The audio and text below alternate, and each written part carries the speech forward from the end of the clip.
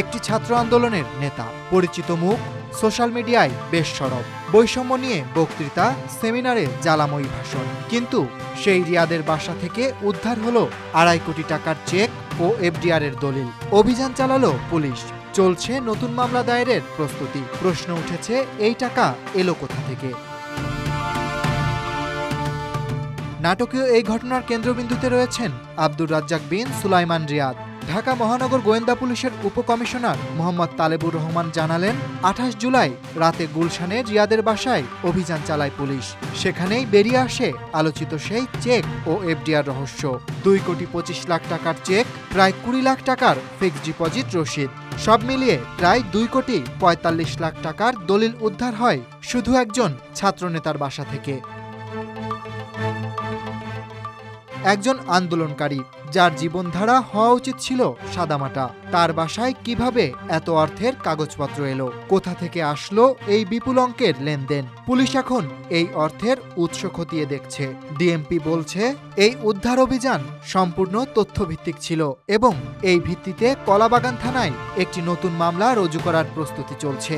এ যেন দ্বিতীয় ধাক্কা দেশের রাজনৈতিক ছাত্র অঙ্গনে। প্রথম ধাক্কা ছিল গুলশানের ঘটনায় গ্রেফতার হওয়া, আর দ্বিতীয় ধাক্কা এই অপ্রত্যাশিত টাকার নথিপত্র উদ্ধার।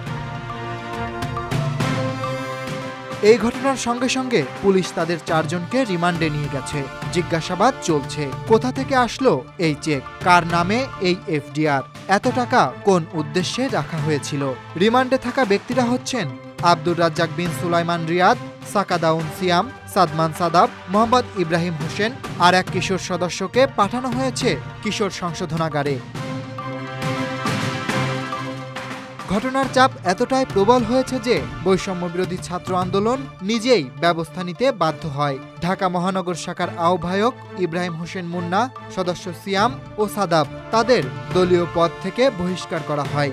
সর্বোচ্চ নেতৃত্ব সভাপতি রিফাত রশিদ ও সাধারণ সম্পাদক হাসান ইনাম সব পর্যায়ের নেতাকর্মীদের নির্দেশ দেন, এই অভিযুক্তদের সঙ্গে যেন আর কেউ কোনো সাংগঠনিক সম্পর্ক না রাখে।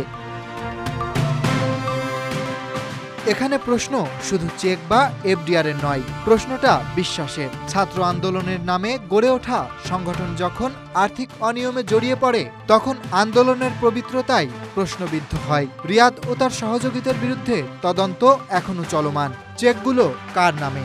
এগুলো ব্যাংকে জমা হয়েছিল কিনা, নাকি এগুলো ছিল আগাম কমিটমেন্ট? আর সেই এফডিআর কার অর্থে, কার নামে এবং কোন ব্যাংকে? পুলিশ বলছে, শিগগিরই জানা যাবে এসব প্রশ্নের উত্তর। এখনই নিশ্চিতভাবে কিছু বলা না গেলেও ছাত্র রাজনীতির ভেতরে চোরাবালি, আন্দোলনের মুখোশের আড়ালে ব্যক্তিগত সুবিধা, সবকিছুই আবারও সামনে উঠে আসছে। Desk report, Dhaka express.